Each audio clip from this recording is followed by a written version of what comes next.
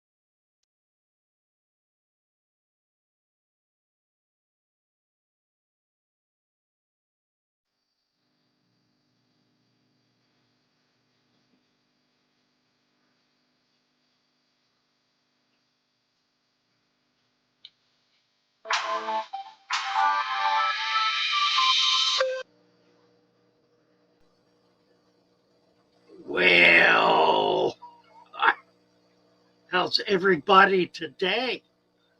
Gracious. We, let's see if I can get, yeah. We'll see if Shelby shows up. She may be around. I haven't heard from her ADHD. Hi, dear. How are you? Kevin Rosenberg. Nice to see you. Mexicala Fish Keeper. Hello, hello, Aquawolves. Kevin Corporal. Joshua Grandwood, James Green. Roman Chirac. Hello, hello. Who else is here? Am I frozen? Mexicala retracted a message. Doing Father Fish. Doing well, yes. Grandwood, hello, hello, Grand. Fishbrella is here. Lurking to me, old man, she says. Hey, Fishbrella. Nice to see you, Psalm 1. Do enjoy listening. Thank you. Oh, Fishbrella, right. I know. That's funny, isn't it? Been sick like a dog, ADHD. You take care of that little boy you got there. ADHD. Smash like a man. Smash that like. Glory! Let's see. We have an update on the Lacy Act. It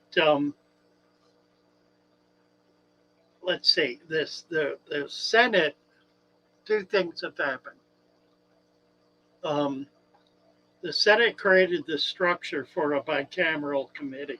That's the joint committee of Senate and House that have to meet together to reconcile uh, legislation that's passed by both bodies and is not the same. So they reconcile it to make it the same. So the House bill was passed, was sent to the Senate. That's the one that includes the Lacy Act amendments. The Senate passed their own version and did not pass the House version. I think they actually voted down the House version, passed their own version, and sent it back to the House. So the House now is expected to not pass the Senate version, to vote it down, which will bring it to the joint committee, the so-called bicameral committee, the membership of which has been selected.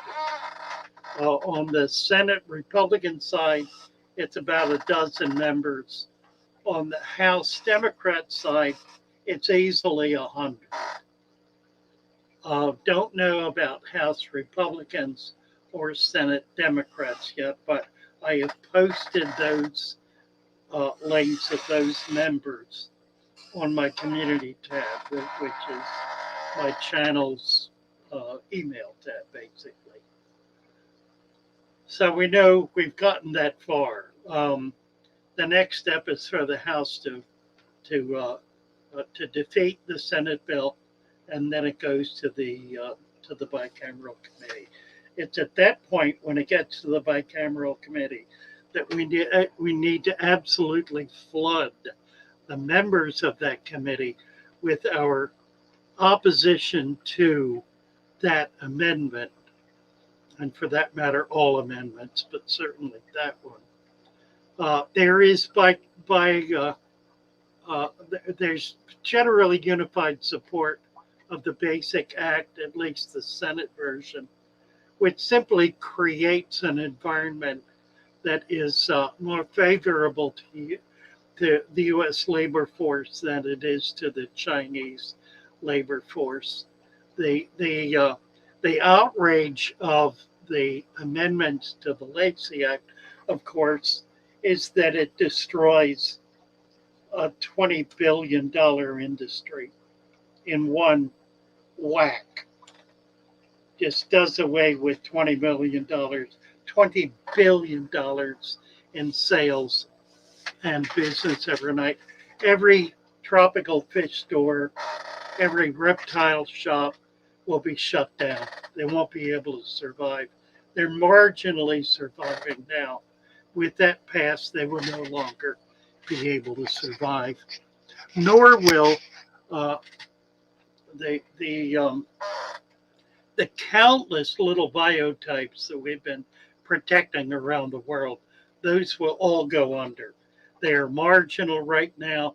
They're being saved and protected by sheer dint of force of native people who are trying to understand how to keep those little biotypes alive, and being paid to do so by selling some of the product, selling some of the fish. Now, it's important to understand, and this is absolutely critical, that the only hope there is for saving wild species that are facing extinction globally is to bring them into the hobbies, bring them into people's homes, into their collections, into their systems. That is the only hope. Creating regulations to make it impossible to do that creates an environment in which massive extinction is the only option left. It's already occurring. We're saving as much as we possibly can. We can't save it all. We're saving what we can, holding on to it in the hopes that the madness that is destroying the biological systems on this earth will stop, and we'll be able to replace them. If we don't have them to replace, then they're gone forever. That's precisely and specifically what this law, if it becomes a law, does. It stops at a moment in time, stops cold the transportation of every single endangered and restricted and limited numbers species on Earth into the United States. And if they're, then Canada, if they're, then Europe, and that's the end of it. That's the end of wild nature. It's the end of it. The extinction rate will go absolutely through the roof. literally overnight. This is a diabolical. It is a fundamentally evil, violent, destructive, contemptuous, malicious, and otherwise bad piece of legislation. It absolutely must be stopped dead in its tracks. If it is not, we're all going to become Noahs. That's what, if it's not. We're all going to become Noahs, and we're going to find ways to rescue in spite of the best efforts of our government to shut us down. ADHD, don't want them to be gone forever. I know it. Most are struggling as it is. That's absolutely right, Craig. You'd think they'd have more restocking programs. There are the only restocking programs that exist in government are food products, food animals, food fish, and the like. There are no ornamental restocking projects run by the government. Don't exist. There are countless restocking projects being maintained in the private sector. You and I are too. I mean, that's what we're doing. We're maintaining restocking programs because we're maintaining species, hopefully through generations, that will be able to replace those species in the environment when the environment is able to. My chair is squeaking. Someone, I knew it. I can't fix it. I don't know what to do about it. I've tried squirting it and spraying it, and nothing works. And it's the only chair I haven't broken. Oh well, Scott Stankovich. Hello, hello. Coming up on 82, Roman Fishbrilla Corporation coming up on 82. Bravo, bravo. No, not yet. They haven't taken anything out. It's that we have the House version and the Senate version. The Senate version does not include any of the amendments from the House version. Those amendments, of which there are hundreds, contain as one the Lacy Act amendments.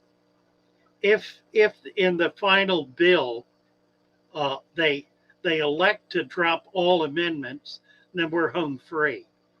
Not likely they're going to do that. We'll see. ADHD, Father Fish is timeless. I haven't learned to die yet. Haven't learned that trick. I was thinking about it today, actually. Thinking about the great joys that I've had in my life and the terrible sadnesses. And they're all in the past. I mean, there are some joys and some sadnesses today, but nothing really comparable to what I have lived through. Great love and great hate. I have been loved deeply. I've been hated desperately. And that's all gone. And here I stand, in spite of it all, talking about fish. I had a friend many years ago who was a scientist on the Manhattan Project. I met him long after. I met him in the late 60s, I think. No, when was it? Yeah, it was the late 60s. After the bomb dropped, this is in the 40s, he developed the atomic bomb, was one of the scientists who did that. When it was dropped, he lost faith and lost heart in science and moved back to New England, where he was from, and began scouting about for some way to support himself. Discovered that there were a few, not a lot, but a few old pump organs Massive structures, some of them. Magnificent old organs from the 17 and 1800s in churches primarily, spread throughout New England. So he took it upon himself to go around and work on them, to maintain them, put them back in service if they were broken, and otherwise maintain them. The church I was in had one. Here's here, Fishy. There she is. Hi there. Shelby, are you there? Hi there. I think you're freezing. Is Oh, that me or really? you? It's you, I think. You're not freezing to me, and I'm not freezing to me. So it must be you. You can't, you're gonna, you're not hearing me, huh? I don't know. Say something, somebody. Are we freezing? You're really breaking up for me. Does everybody else hear Father Fish or is it just me? I don't know. Or am I being heard? I hear you loud and clear, and you're not breaking up at all for me. Fishbrella wants to know if anybody in the chat can guess my age. Greg says 72. Well, that's what that comment was. Roman said coming up on 82. Actually, that's not right. Okay, I can't hear Father Fish, so I'm gonna. We'll see if she comes back on it, gets it back together. Yeah, we both look fine. Yeah, she was doing fine. It was her reception that was the problem. Kevin's son wanted to say hi. Hello, Kevin's son. Scott. Father Fish is fine, and so are you, Shelby. She was, but she couldn't hear us. Yeah, I was watching a lot of videos with Heiko Blair. He talks about how many species of fish have disappeared. He sent me a note the other day about my opposition to the Lacy Act. He, more than anyone, is aware of what's going on.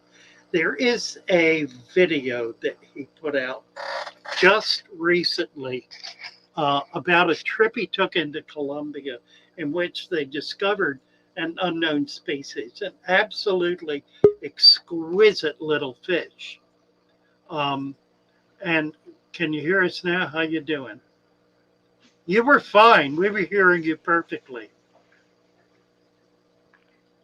She's not picking up anything. I can tell by the way she looks. She getting nothing. Poor baby. Oh, you're there. Say something. Open your mouth and talk. Talk. Talk. Say something. Let me try something else. Good idea. Funny stuff. All right. We'll see if she comes back. Anyway, we need to get that. Is there somebody? It was just recent with another YouTuber who went in depth. DPK. Who was that? And can we get that video up?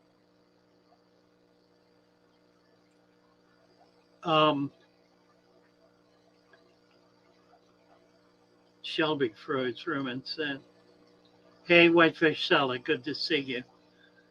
Oh, I don't remember where I saw it, where it was. There was a comment. Where in the world? Maybe I've got it on Discord. I probably do. Let me pull that up and look. See if I can find it there.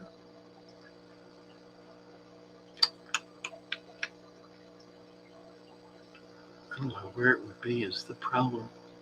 Plant talks, water chemistry, I don't know. I don't remember. Joshua, do you remember where that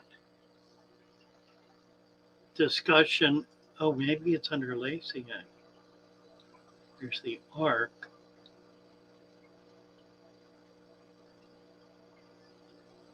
I'm not seeing it. It's not under the Lacy Act. Well, she's back. How's that? Is that better? Third time's a charm? I think so. All right, we got you. Yeah, I can hear you now. Wonderful. Uh, DPK just put the link up. What are we talking about? A video by Heiko Blair, and a comment he made to me about opposition to the Lacy Act. I was trying to find the comment, and I couldn't find that. But the video is well worth watching.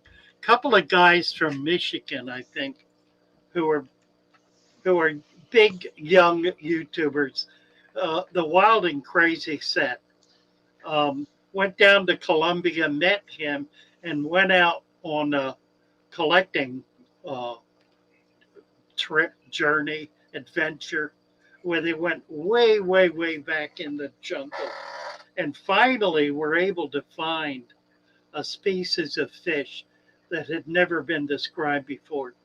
A little tetra, about an inch long, with its side is a bright blue with a dark blue spot on its tail. Exquisite little fish that probably has no hope of ever being brought into captivity and grown up in sufficient numbers to get it into the hobby. But he makes the point in the video that there are countless species being destroyed in wholesale numbers absolutely every minute that are becoming totally extinct. Many of them exist in only very tiny little biotypes. Right. One other interesting point he made is that the system that a lot of native people use to numb or otherwise kill local fish by collecting a certain plant and beating it up so its sap is released, which they've then put in the water, actually completely kills everything in that body of water. And he's found countless places where there is no life at all in little tiny streams and creeks way back in the wilderness. They've been treated by these indigenous people with this particular technique of fish collecting. And they're not aware, presumably, that what they're doing is wiping out not just entire populations, but the entire biotope. Everything dead permanently. So that was shocking when I saw that, because I've watched videos touting this as a perfectly appropriate and effective way to collect fish, and it's not at all. It's utterly destructive, utterly. So that was a shock. No, I don't want to lose all the little nano fish, you know? Yeah, and they're the ones that are being lost. So anyway, the issue with this Lacy Act, of course, is that, as Blair was saying, the only hope we have of being able to save these species is to get them in private collections. That's the only possible hope. Right. And the government is saying, no, we're not going to let that happen. We're not It's giving them a you... safe haven. It's the same as us having a seed bank. We can't do that with dead things. So we need to have live fish, and we have a fish bank, just like a seed bank is important for whatever may happen. Yeah, exactly. That's right. And that's really what it is. And that's really what so many serious hobbyists are doing. Now, the guy with the goldfish for his 3-year-old isn't doing that. But I'm not one of them, and neither is anybody else here, I dare say, or virtually nobody else here.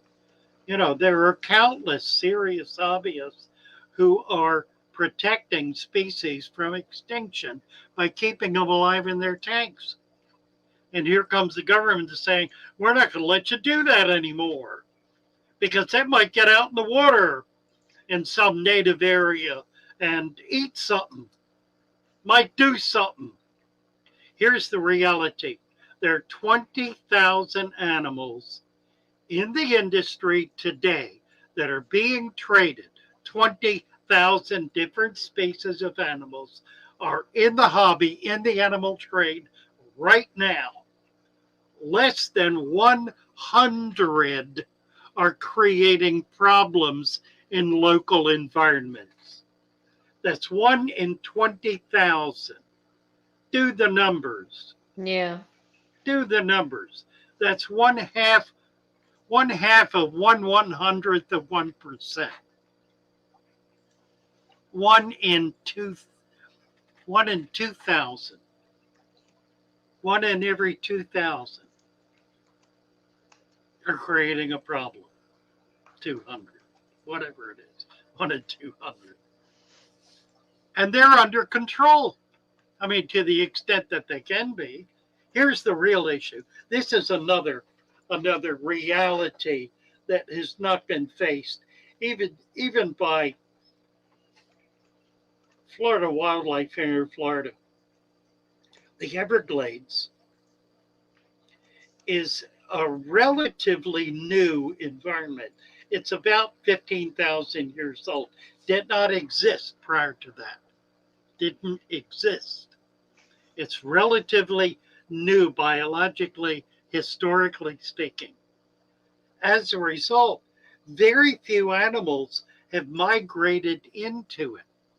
That's why it's so easy for animals to develop strong, vibrant populations. Just really because take over. There's no competition, very little competition. So there are a lot of now today invasive species in the Everglades. But if you go back 500 years, 1,000 years, 15,000 years, everything that's there is invasive. And it is nowhere near what do you call it? Nowhere near a climax population. It's not even close to it.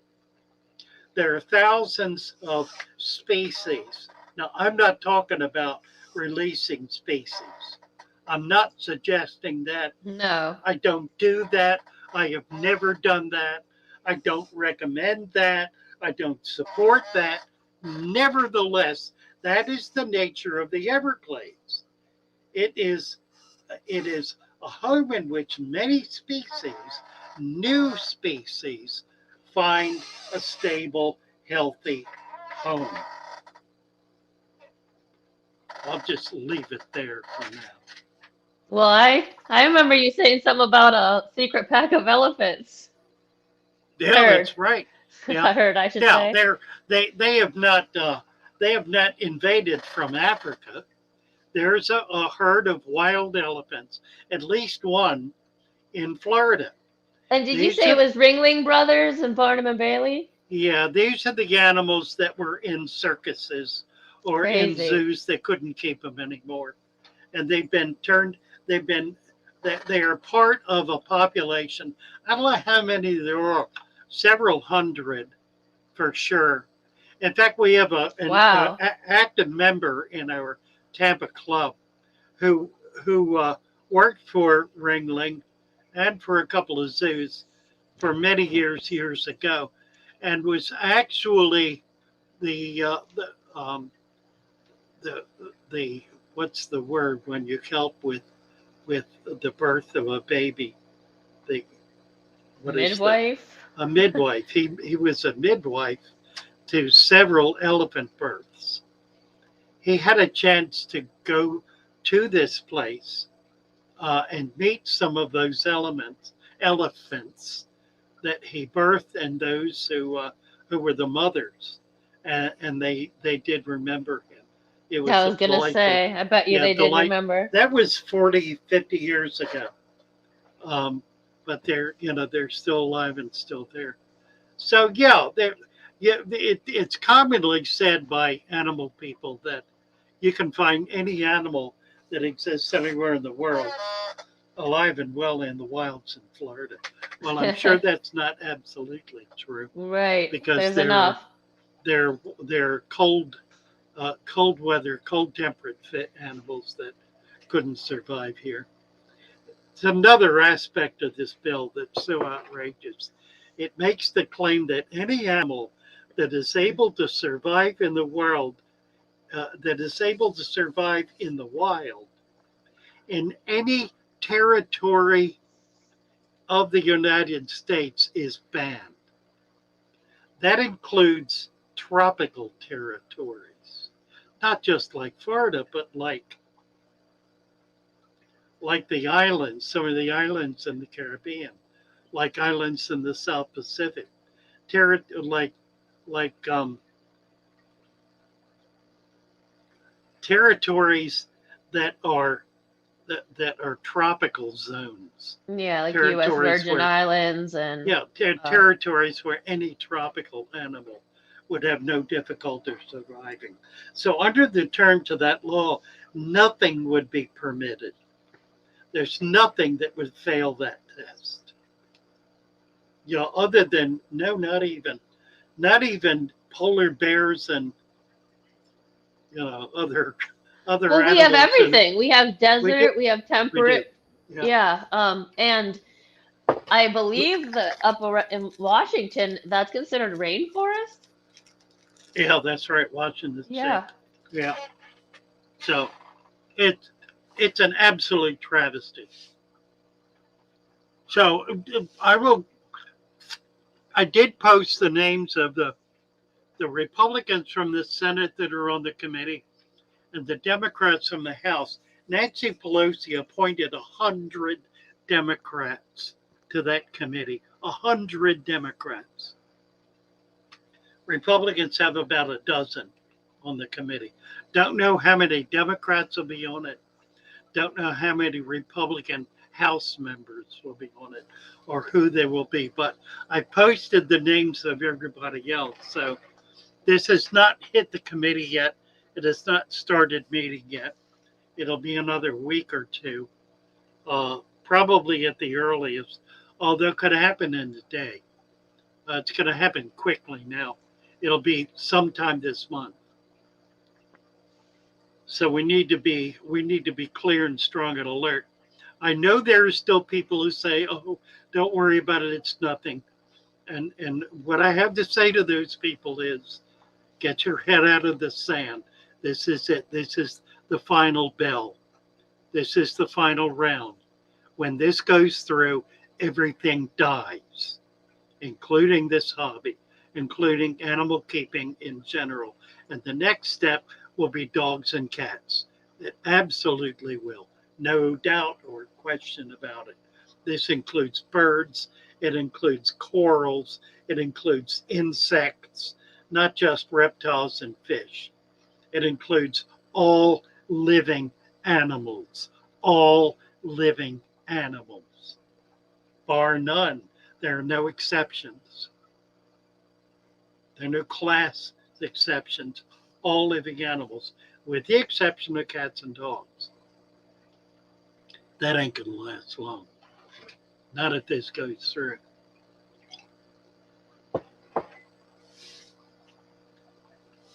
Yeah, Kevin Rosemeg said fish keeping is the greatest hobby in the world, and they're trying to destroy it.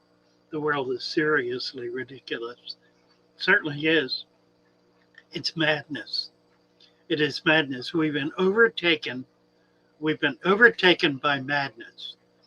We've become officially insane as cultures, not just ours, but all cultures, as a species. We have finally succumbed to our insanity. And you can see it anywhere you look. DPK, surprised how cattle farming is one of the big issues in smaller creeks and pools. It's exactly what Blair says in the movie, that cattle farming is destroying local aquatic biotopes, completely destroying them, as is farming, completely destroying them.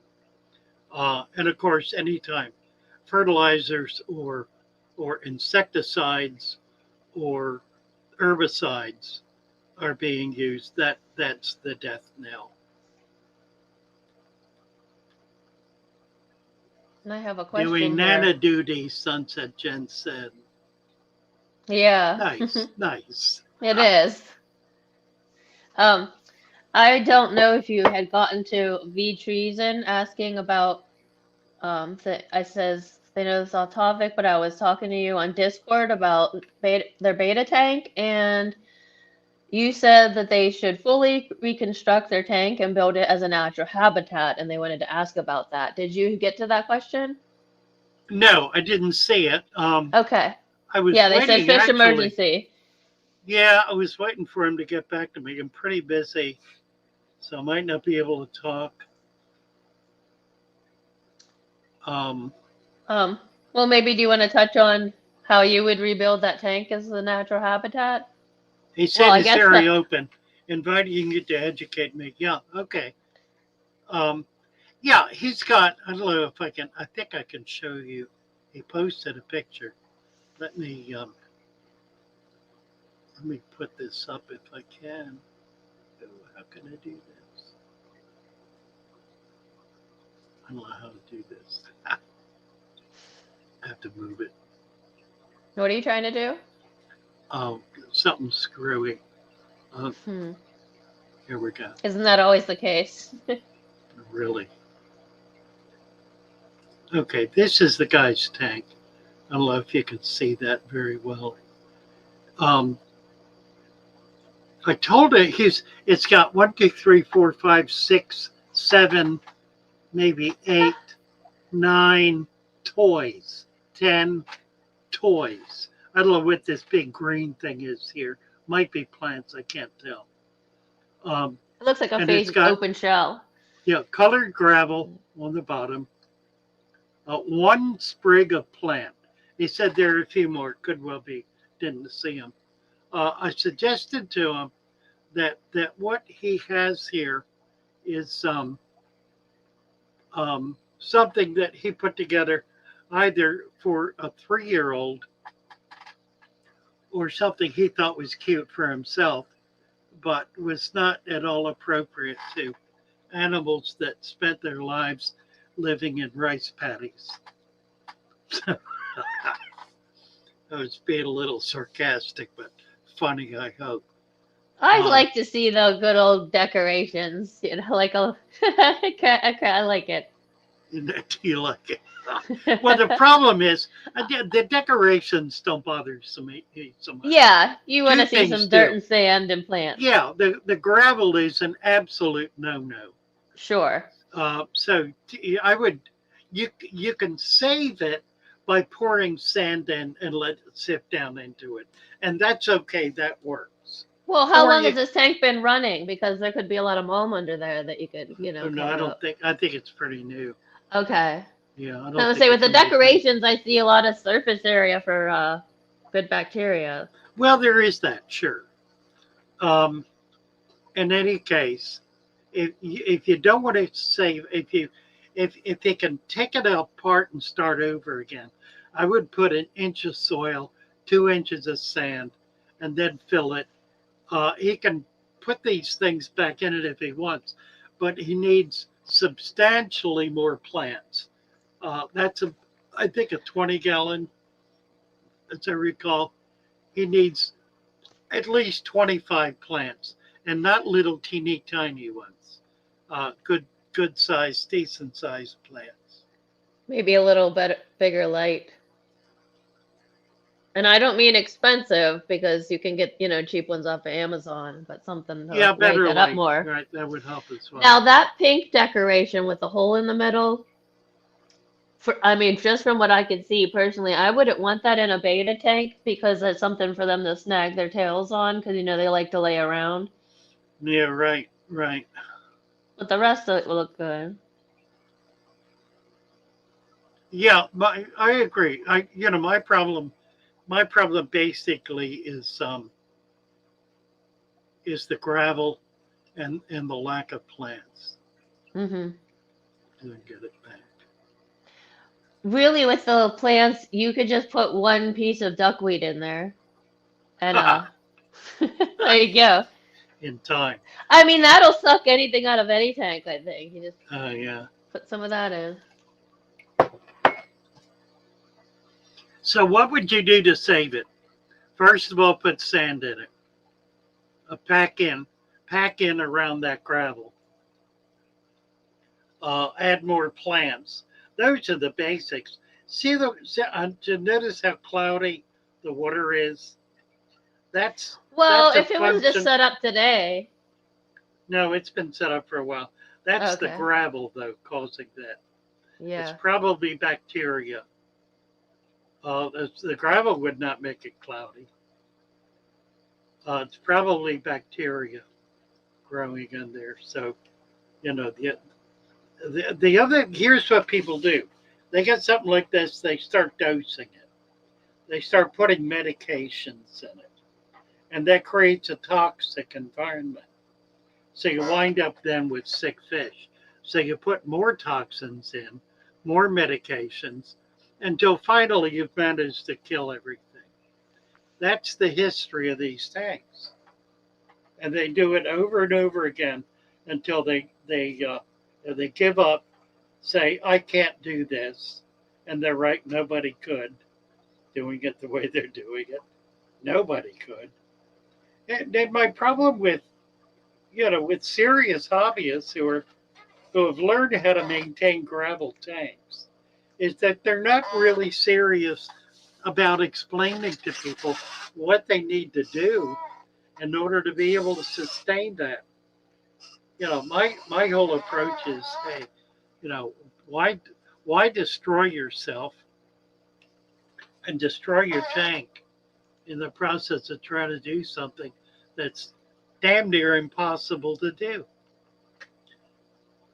Who's the Aquafunk said he likes to put old shoes from the side of the road in his tank. Yeah, that gets you bacteria. Depending on where they come from, that could be just enormously effective. Particularly if they come out of a ditch that has water in it, they're going to have a lot of microfauna and microflora in there. I would make sure that you at least remove the shoelaces when you do that funk, because you don't want the fish getting tied up. Is it his birthday? It looks like. I don't know. Is it? Yeah. Yeah, his birthday is. He has 365 birthdays every year. He does. Funk's birthday is every day. Every day is his birthday. Born in Brooklyn. Happy birthday. Right, that's what. He says, cello to you. Cello. Anyone in? Smash a like for Father Fish. Yes. Cello funk. Volcanic gravel or sand is best.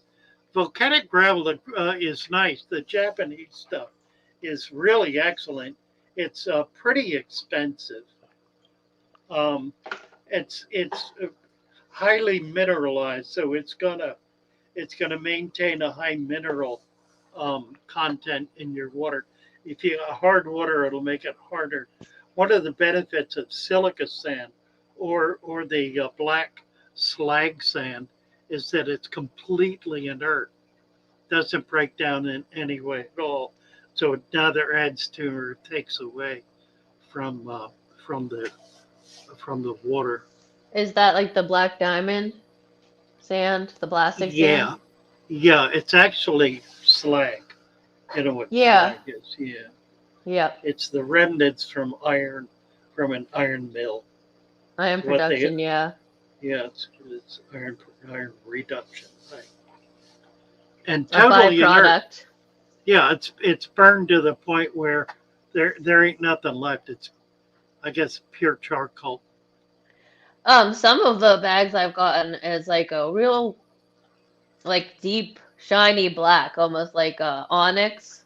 Yeah, I've gotten that. And then sometimes there's like a brownish tint to it. You don't know until you get I've it. never seen that.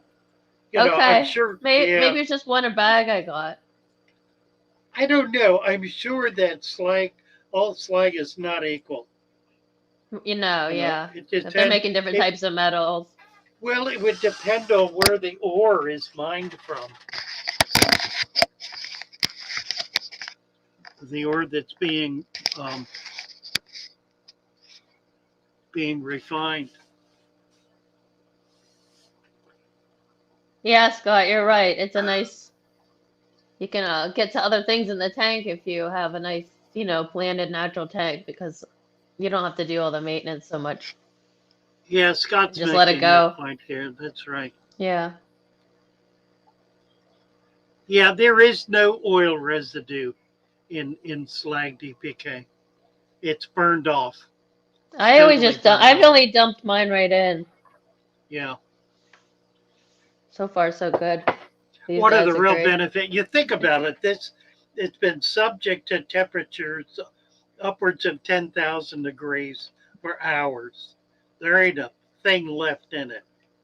Nothing. It's pure charcoal that's compressed down to a very hard, dense base and is then crushed. So, there's no chance of any kind of pollutant at all. Hey, freaky fish lady. Welcome to Friday night, or whatever it is in There your she neck of the is, woods. Laurie. Hey, Laurie. Nanoscape. Hello, hello. BDBS 2040 grit for the win. Yeah, I've tried very, very fine sand. Um, and frankly, I like it. It works really well. I was a little disconcerted, didn't know.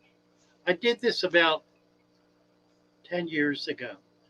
I set up a tank. I had bought about a ton of sand in 50-pound bags that was like powder, which I Hmm. did not expect.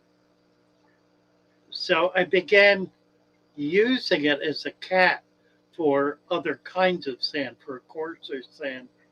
And I found the tanks where I used it actually did better. It had that much more surface area and was able to retain that much more bacteria. And You kind of figure seal the even stuff at the bottom. At the bottom. didn't seal a thing. I mean, that's it's coarse. It's not like little cubes that seal off. You know, Yeah. it's coarse, so it's irregular. So it provides openings. Even diatomaceous earth provides openings, and that's microscopic. Yeah.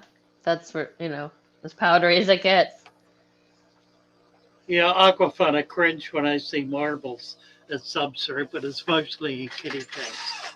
I don't have the heart to tell them it's bad. You know what you need to do? Find a source for art sand. Art sand is colored sand. It's manufactured here in Florida, actually, in 18 different colors. I used to buy it in 1 pound and 5 pound bags. I've seen Uh, it like at the dollar store, but I thought it might be it's bad to put in, perfect. like it would leach into the water.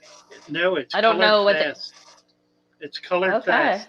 It's Oh, maybe I'm gonna absolutely try that perfect. then. It's pure, it's clean, it's colored fast. I've sold a lot of it for betta tanks.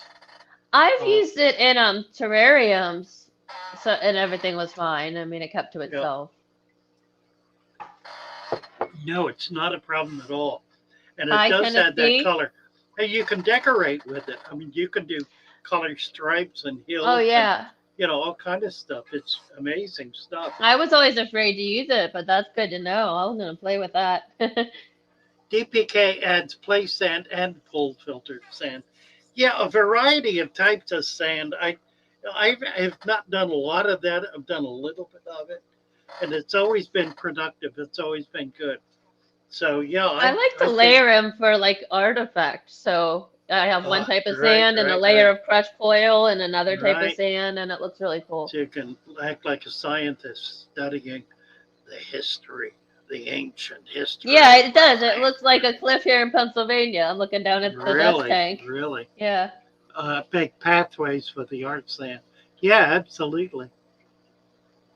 Used Iceland blank sand before. I've never seen that. Don't know what that is. There's so many different Maybe they types of need sand. black sand. Probably Iceland black sand. Yeah, that would be volcanic. Probably basically the same thing. Now, I've collected sand on a beach, black sand, on a beach in, where the world was it? It was in the West Indies. In,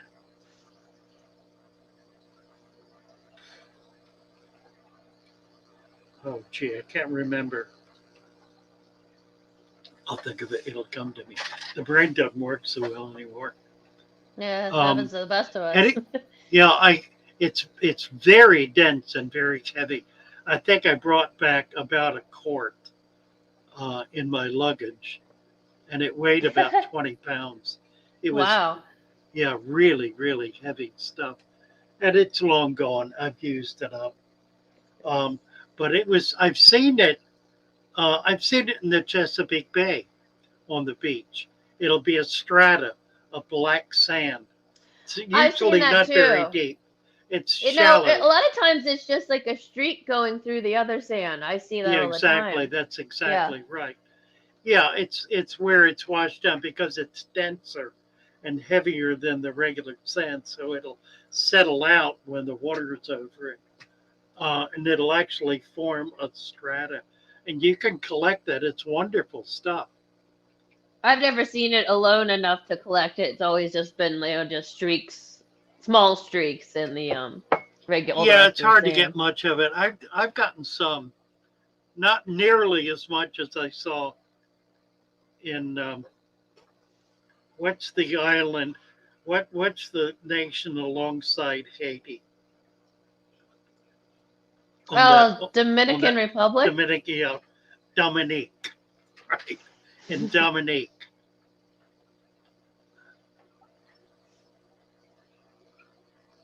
So you're seeing Nanoscape 30 there. Give me a timestamp. 9:15.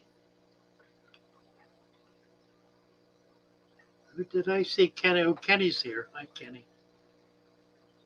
Nice to see you. Aqua. I said I went through a bag of Carib Sea plant substrate, and it was just really rocky and sharp, almost too sharp for my, I think, Rasboras and Beckfords. Yeah, and it's tearing their mouths up. Really? That must be different than the regular Carib Sea sand, because I was going to say that I thought that was the finest I've personally come across, was that Carib Sea, but this is a plant substrate. It must be different. It's probably crushed coral and crushed shell. Mm. That would be sharp. That could be sharp, like glass. That could be almost too sharp for my Hasburus and Pex. Huh. Wendy used real fine sand over the creek bed sand to cap it for the Geophagus 75 tank. Fish being ordered within the next 2 weeks. Got some live bears in there, having a blast. Live bears are always fun. I have lots, so they're always a go-to for me. I have 3 different kinds. 4 if you count this one renegade platy here. Freaky fish lady made a trip to Lowe's last year. Got all the ingredients Father Fish recommended for 255s and 320s. Still have plenty. Well worth the time and effort. Yeah, I keep about a dozen different varieties of things. Some of them are cheap and some are expensive. There are not many that I have to replace. Probably the most expensive ones are things like bat guana, blood meal, bone meal, worm casings, because they go fast. You get them in Yeah. small quantities and they go fast. Yeah, the worm But, casing bags are always teeny. yeah, those are the things that I have to keep replacing.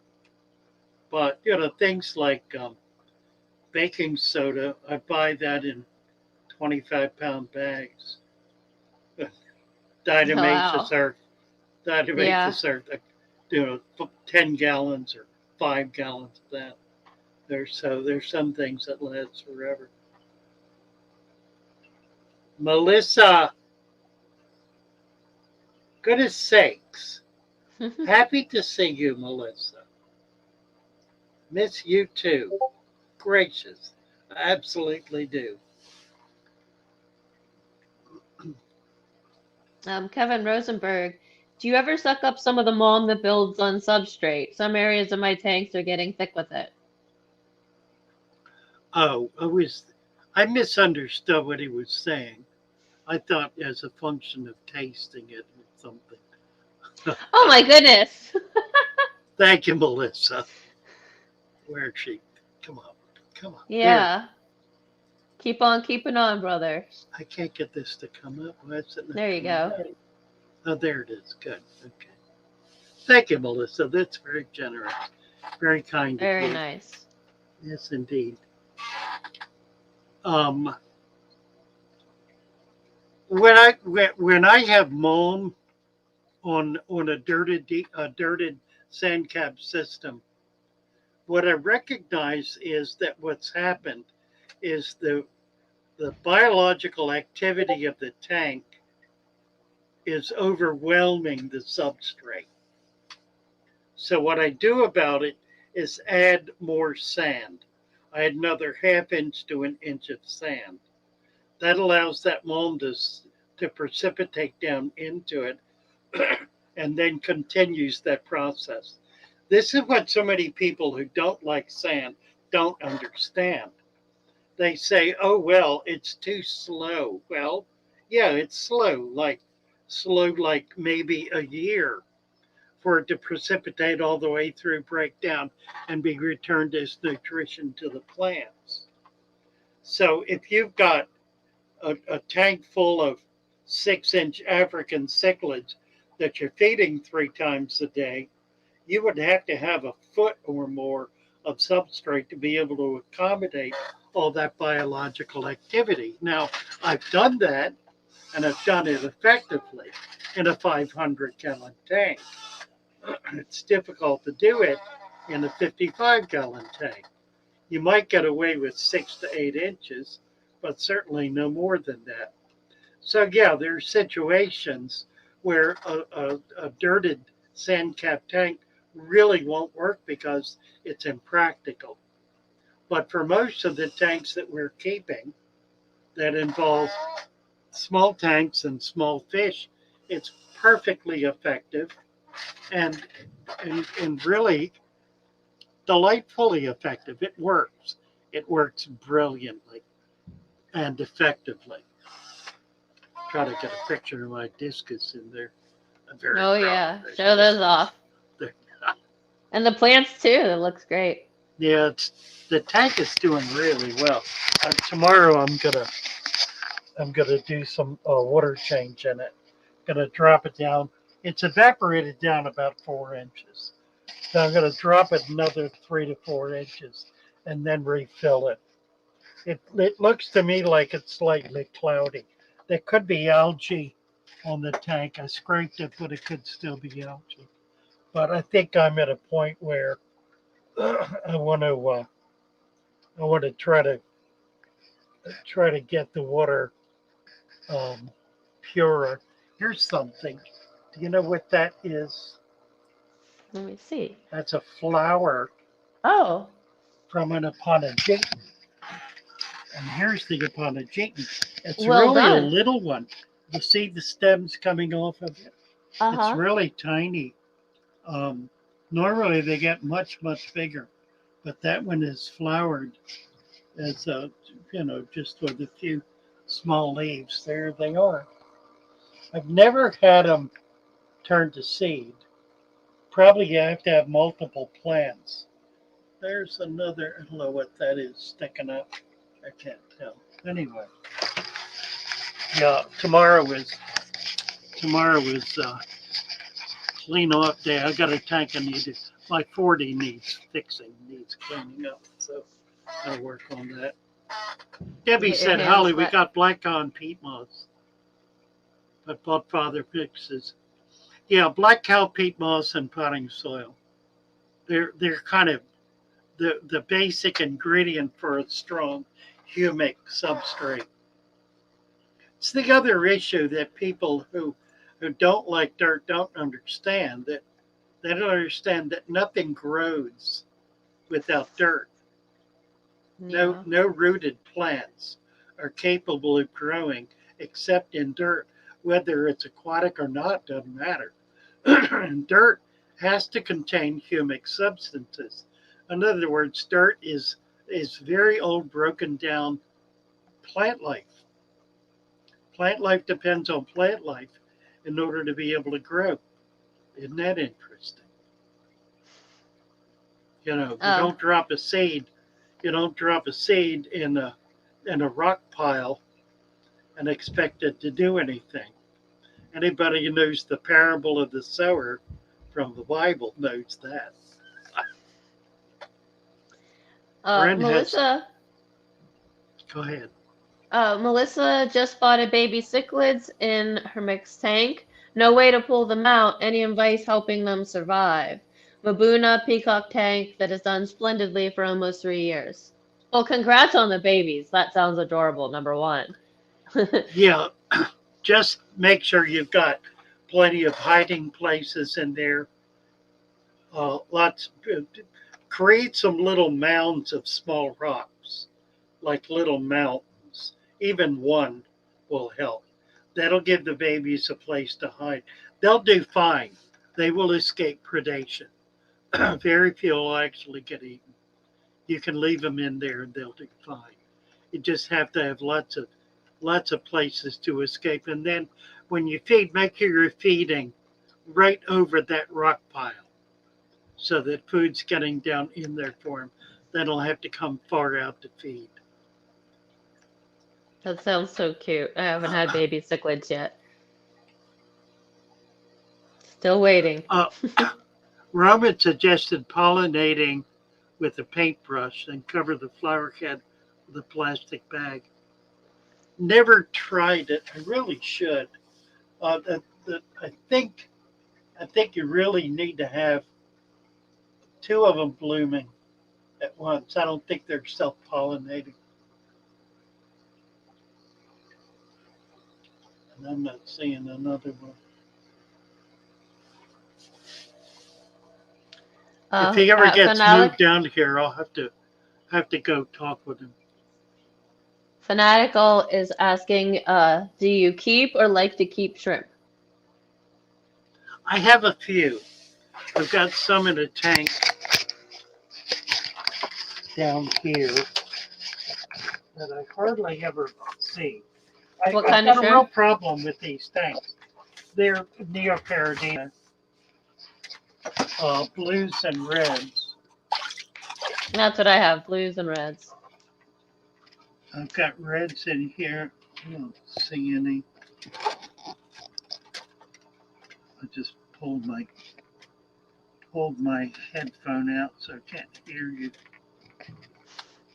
And I'm not seeing. Oh, there's one. I see one down there. You probably can't see it.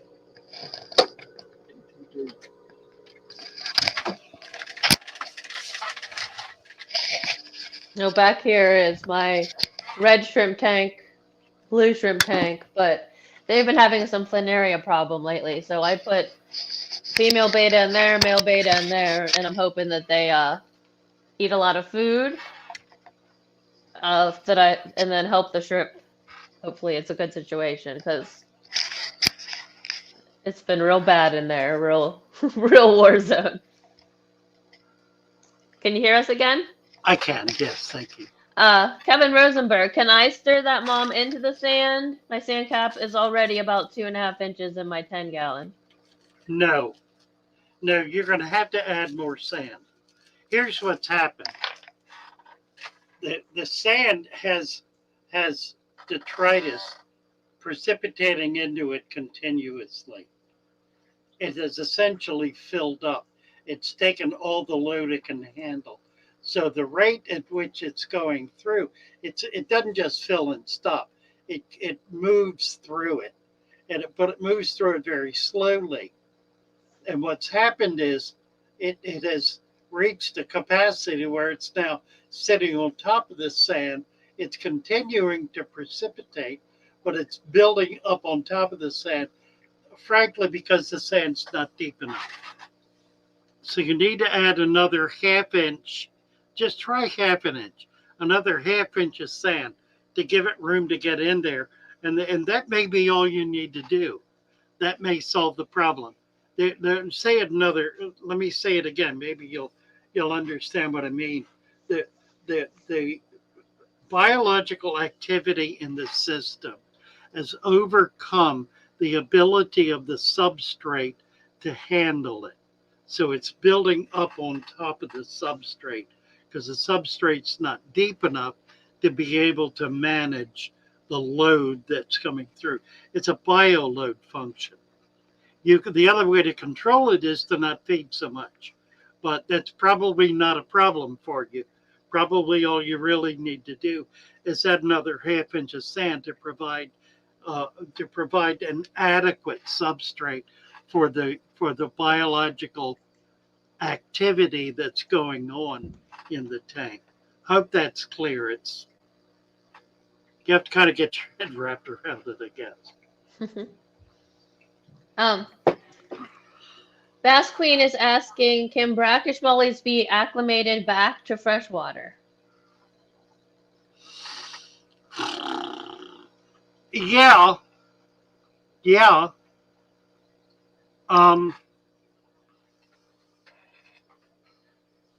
What's interesting here in Florida about mollies, and not just mollies, but other bracket species as well, but mollies in particular, I have found mollies in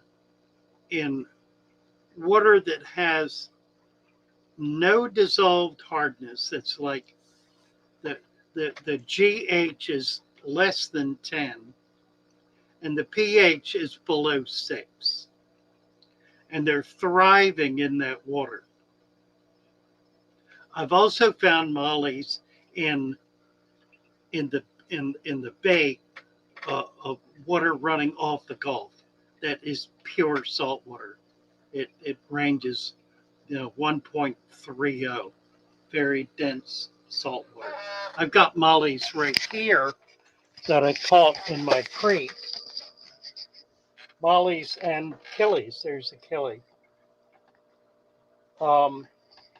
It's like 1.09 or so, and they are now in 0.25.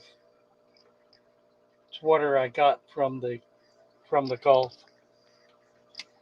so they can tolerate a wide range. Now, if you take them out of that and throw them into salt acid water, it'll kill them because the osmotic pressure is so different. Their bodies physically cannot tolerate it. The cell structure of the bodies can't tolerate it. But yes, they can be adjusted to salt acid water.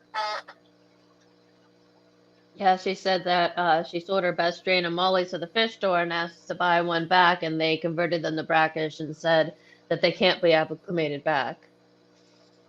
Well, it takes a while. It takes weeks. Here's the thing about acclimation that people don't understand. Most people are given the impression that you can acclimate a fish in a matter of an hour or two. No such thing. It takes days and very often weeks to actually acclimate a fish. Think of it this way. If you're buying a fish that's in 8.0 water and you want to put it in 6.0 water, if you simply dump it in, the osmotic pressure is sufficiently different that the cell walls in the fish will stretch and tear. It'll die. Within a matter of minutes, it'll die. If you buy fish, however, that are in 6.0 water and you put them in 8.0 water, the pressure is just the opposite. It compresses in. Now, it compresses into a point where the pressure inside the cell wall is identical to the pressure outside the cell wall. It's not so much of a difference that the internal material in the cell is damaged, and so it will survive and it'll do fine. Now, if it went down to 10, 12, tight like a rock, that would kill it. But fish survive very well in 8.0 water. So, yeah, and they're all under that same osmotic pressure. So you can go that direction perfectly safely. If you're going in the other direction, you need to do it so slowly that the cell walls will actually grow and expand without stretching and tearing. You can just imagine what would be involved in doing that. It's got to be such a slow process that it's essentially healing itself and growing as it accommodates this softer and softer water. That's an infinitesimally slow process. Kenneth D is saying, how many bags of sand and organic soil do I need for a 100-gallon tank? Suggestions of any kind. Generally speaking, I recommend a pound per gallon. A 100-gallon tank depends on the tank. You want to get 2 inches of sand. So kind of whatever it takes. I mean, if it's 100 gallons and it's 2 feet wide and 8 feet tall, you're not going to need near as much as if it's 6 feet wide and 12 inches tall. A 100-gallon tank is typically going to be a 6-foot tank by 18 inches. That's going to take 2 to 3 bags. I've recommended as much as 4 50-pound bags of sand. I usually sold 3 bags. They used 2 and then part of a third in order to get that 2 inches of sand. So roughly it's a pound per gallon, but it really depends on the footprint of the tank. So I don't know what the square inch would be per pound. That'd be interesting to figure out. 2 inches of depth per square inch of footprint. 48 times 12 would be. Roman said, measure the floor area of your tank, calculate cubic inches, multiply by the depth of sand in inches. Not cubic, you want square inches. You don't want cubic inches, you want square inches. You're filling square inches to a 2-inch depth. Phenolic Al was asking if I kept my shrimp like my other fish, or do I do anything special to adjust the water? And I think it was you, Al, that I thought maybe you were asking questions that you were thinking of getting shrimp in one of Alex's streams. And I have to say, when I first got my first little Neocaridina nano tank, I was really nervous about it. And I just bought the RODI water from the fish store at first, just for a little 2.5 gallon. Just get them. Don't worry about it. It's not as, they like it's not as complicated as water. you think. Right. Yeah. So I use my normal water that I put in any of my fish tanks, but I make sure that there's some type of calcium in that water. My fish store, local fish store, and they've been open over 50 years, they just have you get Dr. Turtle, it's called. They sell it for like $1 something, and they say bang a piece with a hammer and, throw a chunk in the fish tank, which is good. I think that gets things going kind of faster, but I add as I go. There's some cuttle bone right here This layer is a crushed coral, so I make sure that there's calcium in the water. But besides that, just jump in the shrimp pool. You'll have a great time. I love watching them when they're being slow and they're just puttering around. They're a good time. Yeah, hard alkaline water, they're pretty easy. Yeah, like they catappa leaves, they put that in there. Make sure there's a lot of surface area. They'd rather have a tank full of stuff than an empty tank. Oh my God, 12 baby axolotls. I was getting to that. That's a really exciting comment. Wow. I'm jealous, freaky fish lady. Yeah, I want some of them. 25 blue parrot cichlids. I Cute tried in to a buy bazillion I tried to convicts. buy mud skippers this week, and they ran out. Oh crap. They had the Indian and the African, and they were out of both. So I'm going to keep trying because I want to get mud skippers. But I got to set up a tank for them. I finally figured out how to set up a couple more tanks. I've got these little slots. Found a little spot. See ya. Well, I got a slot here, Uh-huh. and I got a slot over here between these tanks. So I'm gonna slot the tank in there. I don't know what. This one I just put in here. I haven't got it going yet. I've had basically the contents of a junk drawer sitting there for a year, and I decided the tank will look a lot better. And I got drawers under it, so I just put it all in the drawers. Yeah. Where it And belongs. we'll be able to see that from your view Right. here. Yeah, that's right. Yeah. hmm I also wanted to say Freaky Fish Lady has angel eggs. She's ready to start tubbing. Oh, Angel nice. egg sounds really exciting. Yeah. They're so Um, easy to raise. Let's see here. Love them slots, right? Little slots. 3.5 bags. Yeah, you can't. It's okay if it's deep. It can't be too deep. It really can't. I need to have a conversation with Lucas about this because he believes my sand is too deep. But then he's really not doing dirted tanks. He's doing. Well, they're very heavily planted. They're heavily planted and they're old, well-established tanks.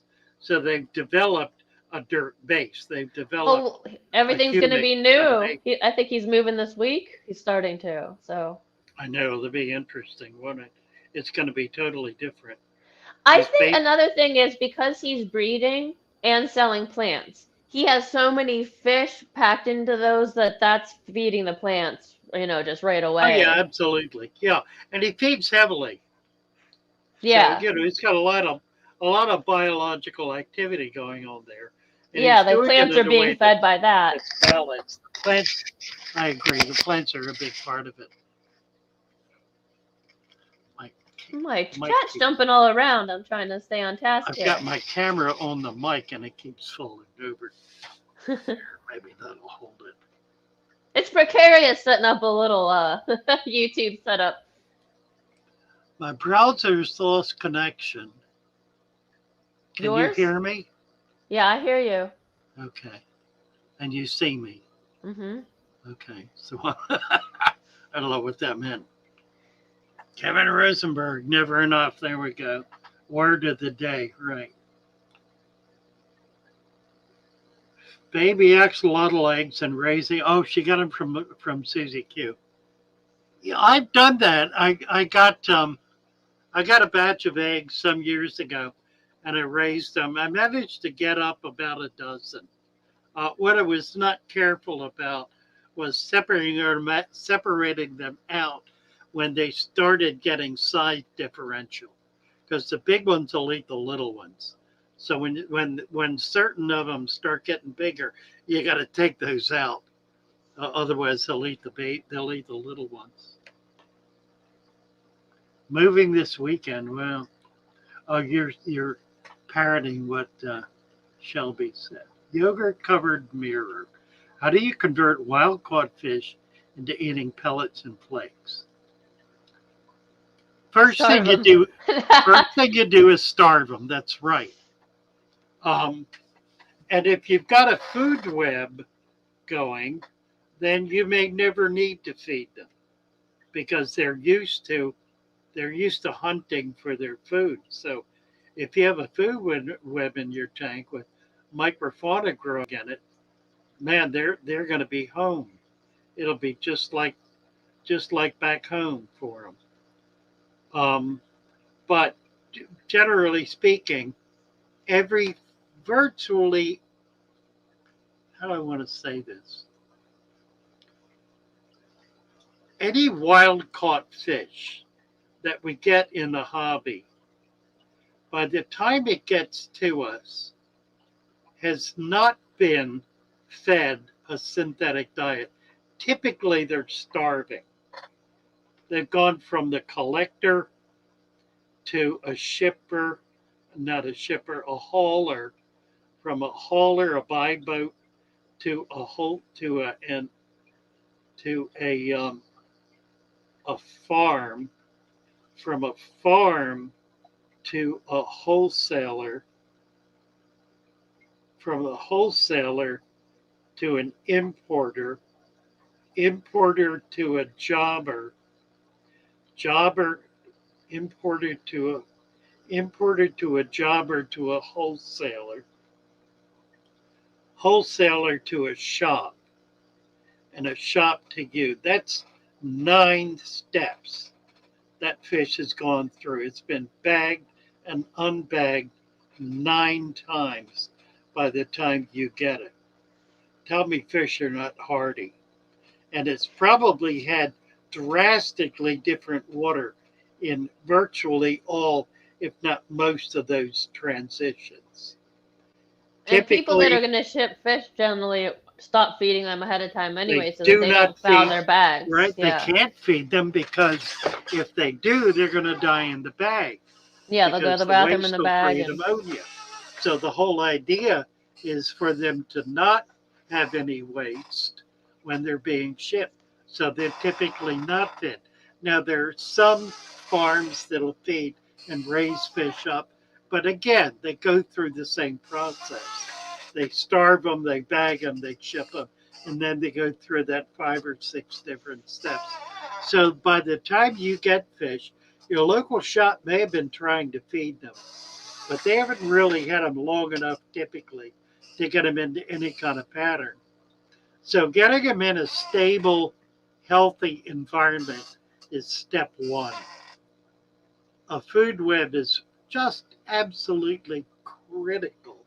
If you can figure out how to do that, it's not hard. It just takes some effort and thoughtfulness. And then you start with fish that already know what the food is, and they'll learn how to do it. I've got an example here. I just got, I don't know if you can see these. These are 3 adult Wairau. They're about 6 inches. I just put them in here 2 days ago. With the stripe, the black one with the black stripe? No, the ones with the stripe are Nematropus. They're Nematropus natropus or something. In the back with the black band. Can you see? I got a reflection there. And behind that one in front. Oh yeah, way in the back there. Yes, way in the back. Yeah. He's about 6 inches. Yeah, I've got 3 of them in there. They have not started eating yet because they're getting a new food. Today, for the first time, they took an interest because they watched the other fish feeding. Yeah.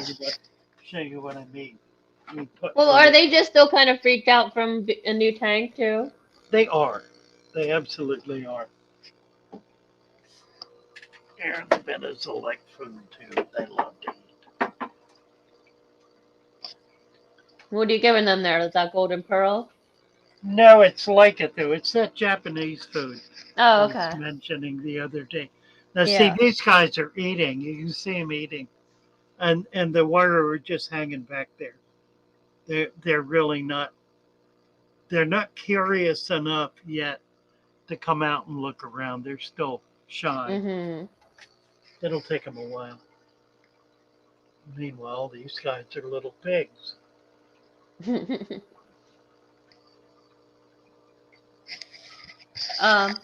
Freaky Fish Lady says, one pair of my angels always eat their eggs, so I've removed them this time. Good idea. Thoughts? Ruby Tetras. Yeah, I've had ruby tetras. Yeah, they're pretty fish. Somebody needs some WD-40. I've tried it. Doesn't work. Gren says it's magic. I need magic on this. Is that awful? Can you... I think I'm used to it. Like I don't even hear it anymore. I know. I've watched so much Father Fish. Let's see. It's like when you live by the train tracks and you don't hear the train go by anymore. Don't hear the train, right? That's Father Fish's squeaky chair. Those of you that are new, I'll have to remind him so he gets down there. Maybe there's some WD-40 in that junk drawer over there. I probably got some somewhere. Yeah. Let's see. Features. We were talking a bit earlier in Discord about restructuring my Bettas tank. A lot of the info online about setting up things so Bettas isn't helpful. Do you have a Betta guide? Do I have a Betta guide? I don't think I do. I don't think I've even done a video on setting up Bettas. There's so many people doing Bettas that I haven't wanted to go up against any. Some of them, a lot of them are very sweet young ladies. And I don't want to be in conflict with sweet young ladies. So I've kind of avoided it. I don't treat them very much different than any of my other fish. I don't either. Exactly I think except for don't feed them a little bit more often than you would a normal fish because I guess their spinach makes them tired or yeah, and try not to feed any kind of manufactured food because they can't digest vegetable matter. They're strict insectivores. So if you can feed them blackworm or brine shrimp. What about like fluval bug bites? Bug bites are good. Yep, that works. Anything that's pure protein. I have Hikari beta pellets, and I just give that to them when I'm not feeding everybody else in between. Depends I don't know what's in it, though. Well, read it and see. If it's got vegetable matter, they'll eat it because they're hungry. Right. But they're not going to digest it.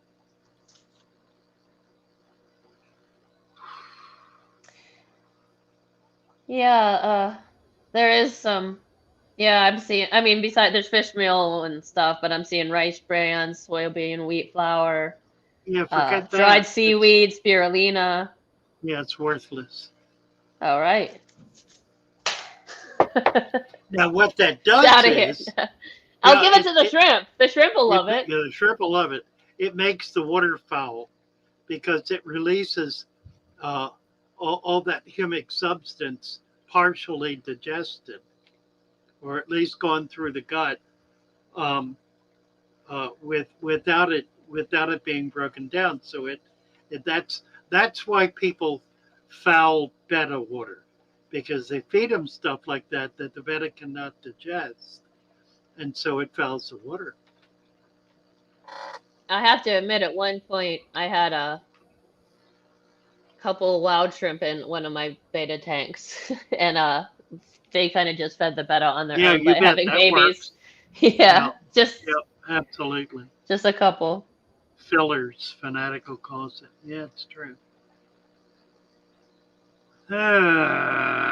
Grant says he always hears the 3 a.m. and 5 a.m. trains. Do you want to turn V trees in blue? I did. They're around. Oh, okay. Maybe it's just not showing up for me. Yeah, it's not showing up yet. Yeah, I saw that. Hi, Deborah Shear. Welcome. We're still going. Deborah, yes. Beta will sometimes eat algae wafers from their tank mates. They'll eat them. They will eat it because they're hungry, but they don't have the enzymes to be able to digest it. So it So just is it goes like a through. colon cleanse for them? You know, Garlic shorten them out. is. Yeah, Garlic would be, yeah. my Uh, betas eat shrimp and bloodworms. Oh, I but bet. no, anything that's going to grow bacteria is not. It'll have just the opposite effect. It'll plug them up. That's why betas get bloated because they're eating stuff they can't digest, and it gets bacteria build up and just blows them up. Shrimp and bloodworms. That'll do it. Yeah. Now I had my beta pair, and since I'm having planaria problems in my shrimp tanks really bad, I put her in here and him up there. Well, he went in right away and developed a taste for ram's horn antenna, and so Yes. he's just in there being a monster. But I figure that will kind of clean up the planaria and kind of get them loaded and ready to mate maybe when I put them back together. Yep. But this tank might get drained and get turned into salt water. So either Yeah. way, they can eat the planaria until then. I need to be able to get out and do some collecting pretty soon here. Try to get some. There, Victories and turn blue. Oh, okay, good. Decapsulate branch and bags of bettas love 'em. Good idea. That's a great food. Yeah. That's pretty effective. Yep. Vitri's insane and want to make her tank fully planted and give her a beta Wonderland. Yeah, they love so many. They like to just sit on things. So the plants, they love that. Yep. Hello, Naresh. Yeah, I saw Naresh, and yeah, Naresh is putting together a new opening video for us that's going to be real nice. I'm Nice. real excited about it. He's done some good work on it already. I was going to play it, but it's not ready, and I think he and everyone would appreciate being able to show off a final Yeah, for sure. finished piece. Yeah. All right, it's 10 o'clock. We've been here a while. We're running all over Lucas. Well, I don't know that he's going to be up. He came on yesterday to say because so he's like officially moving. Oh, is that right? Yeah, so he Wow. said he's going to pop up and live stream when he can. He's man, just I know just moving my fish, what a pain in the butt it is. I can't Is he imagine. moving And all I his was going tanks? from what's that? Is he moving all of his tanks? I don't know.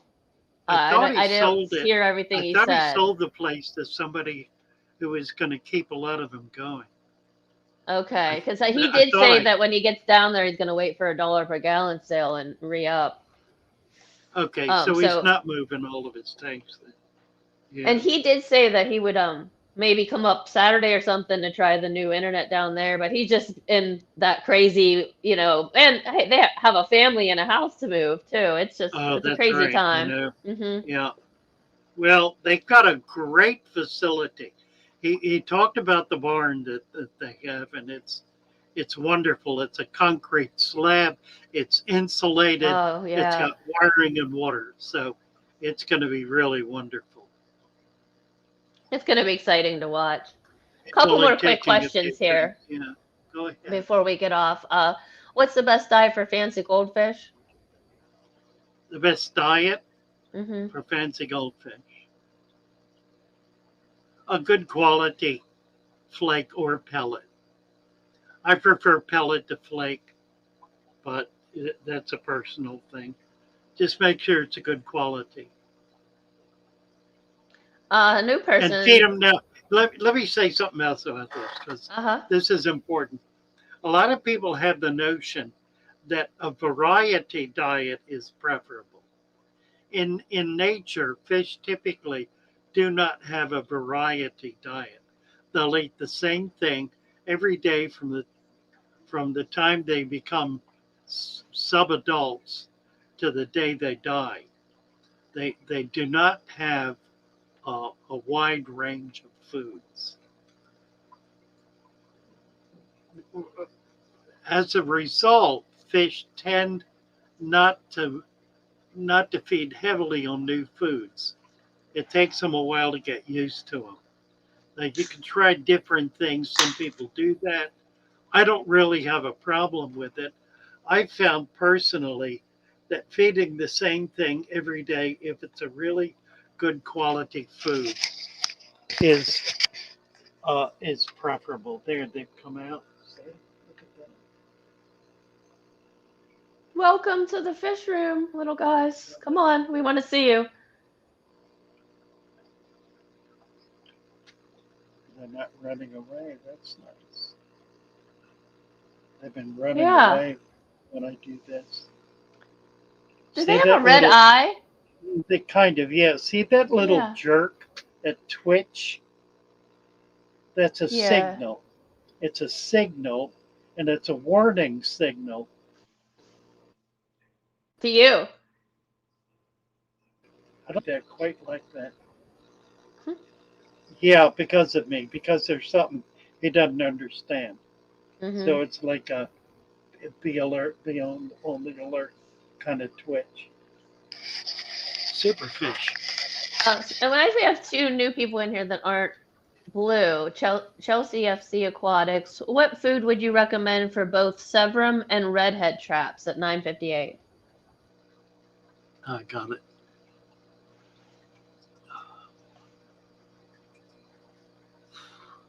I typically don't recommend food. What I recommend is that you get a good quality 45 to 50% protein. Something that preferably is used in the industry by farmers, if you can figure that out. You can always call and talk to the guys at the Florida FTFFA, the Florida Tropical Fish Farmers Association Cooperative Store. They're online, they're available by phone, and they're just a wealth of information about being able to maintain substantial numbers of fish long term. They also have products you can't get anywhere else. You know, what I'm feeding right now is this stuff, which is called Otoheim, Otohi, M as in Mary E. It's the B2SD. It comes in a 2 kilogram bag, so it's 4.4 pounds. It costs about $50 and is the highest grade of food available on the market today. You cannot get it in a local pet shop unless they're repackaging it. It's not available except you can get it at the site I just gave you, the FTFFA. They sell it. There is no better food on the market today. There is some stuff that's being produced out of Israel that's called Prime, Prime. I don't think they've begun producing it yet for the market. They do sell it again to the industry, to the farmers. It's available as a bulk food. A very high protein product. It's comparable to what I just showed you. Both of those are available through the co-op. You can get some of those foods in smaller quantities. They will probably sell you a pound. Might cost you $10-15. Might be 20, but it'll last you a year. And it'll be a very high quality food with no waste. And that's kind of the key in these high quality foods. There's no waste filler. Tetra, for example, is about 50% plus waste filler. So there's some good products in it, but a lot of it is non-digestible. And then again at 958, Simone is new. She's gray. I have two old spotted Raphael catfishes. They are 33 and 35. Would my you know how God. old they get? Huh. Did I ever tell you the story about fish? Fish, there's a body of scientific research that has Oh, I think I know where demonstrated you're gonna go. Yeah. that fish do not age. That is to say, they don't have a genetic structure that ages the way mammals do.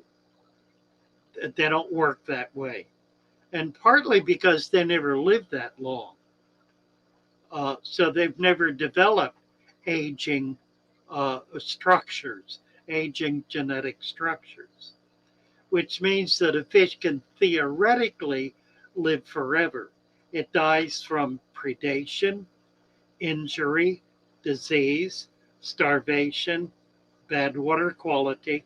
For five, there are probably more causes. But those are the main ones that cause fish to die, not getting old. Fish don't die from old age. Think about the salmon, how they fall apart and deteriorate. That's not dying from old age. That's dying from going from saltwater to freshwater. Their body is literally deteriorating in that fresh water because they've spent all their lives, except when they were born, in salt water. So if you, a lot of people don't like that. They don't agree with it. They don't buy it. They say, no, no, no. But if you trace it down, if you trace a fish's death back, there will always be a cause other than genetic aging. There's no such thing as genetic aging among fish. I'm not talking about mammals, not talking about whales and porpoises, talking about fish. So, yeah, if you're real good, you can keep them alive another 35 years. Wouldn't that be amazing? There are plenty of reptiles, turtles, and the like, that have lived to 100 years or more. And finally die. You know what they typically die of? The oldest fish? Parasites. They get overcome finally by parasites. So they're animals in laboratories and in public aquariums and zoos that have lived a very long time because the veterinarian upkeep and services have really paid attention to them and worked hard to keep them going. Multiple hatchings of butterfly lately. Oh, that's wonderful. Building barracks. You can grow them out together. They will come to maturity together. You really don't need to separate them when they're young. I've done that, but I've done it both ways, and they do quite well growing them out like in a pond or a tub. Or, a tub is a great way to grow bettas up. And they won't squabble or fight until you start separating the males. Sold it to a guy named Aquatic Peace. Yeah, and I'm gonna post his video right now. He made one video saying hi and thanks for the support, and I guess he has only had 4 tanks before, so this is gonna be a big thing for him. That's so exciting. I'm gonna post his video right now. Neat. That's fun. That's fun. My 5 favorite plants, someone says. Well, let's see. Here's my favorite. Well, not my favorite. Here's one I really like. Look at that. That's a Sagittarius. That's about 5 foot long. I've had them get 6 to 7 feet. The next favorite is Aponogeton. We were just looking at one. These are the bulb um, lilies. And hey, they're Daniken. just, real pretty. Hey, Daniken, how are you? Real pretty plants. I like swords when they get really big and become mother swords and are sending out flowers. I like them really well. Let's see what's back here. Here's another one of these lilies. got 2 species of them. It's an octopus plant. I like that real well. Java fern's a favorite. I love Java fern. Such a pretty frilly, F-R-I-L-L, frilly plant. I see all the bettas. I don't see the gouramis. I haven't really looked for them today. What are they doing? There's one right there. The High Dreamweaver Aquatics and Crypt Keeper Aquatics. Those are some of my favorites. I like crypts. Crypts are nice. I like them all mostly. I just like plants.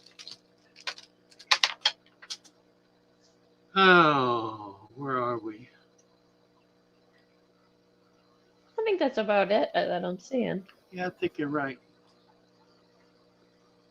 Everybody hit that like button that hasn't already. Give Father Fish some support for all his wise wisdom he shares with us. We got 44. We're at 44.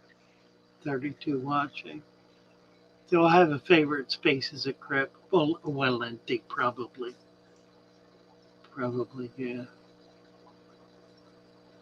Debbie loved Kenny's angelfish. I gotta get over and see that. Yeah, I need some angelfish back in my life. Yeah. There's the link. Yeah, I got rid of mine to get the Waru, and then I had a sale for some today, so I had to go visit my neighbor and get some.